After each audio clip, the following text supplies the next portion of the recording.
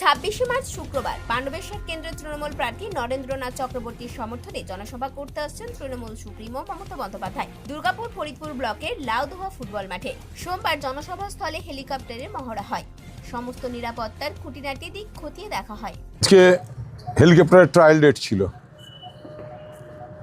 জনাকীর্ণ মাঠ, তো এটাই তো একটা ছবি যে পাণ্ডবেশ্বরে কেমন ভিড় হবে।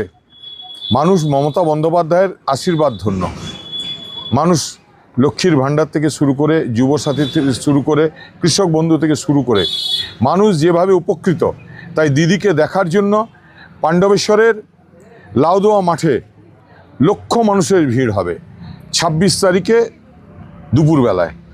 আর 28 তারিখে রানীগঞ্জ বিধানসভার খান্দ্রা ফুটবল মাঠে দিদিকে দেখার জন্য হাজারে হাজারে লাখে লাখে মানুষ সেদিন খান্দ্রা পৌঁছাবেন।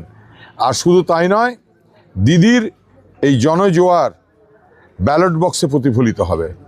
আমরা এবার 9 জয় পাবো। আর ये तो ट्रेलर है, आगे आगे देखो ना होता है क्या।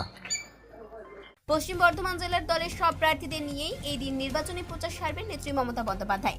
দলের সুপ্রিমো সভাকে ঘিরে কর্মীদের মধ্যে উৎসাহ উদ্দীপনা ছিল চোখে পড়ার মতো। পাণ্ডবেশ্বর থেকে অনুরাধা সেনগুপ্তের রিপোর্ট, খাঁটি খবর।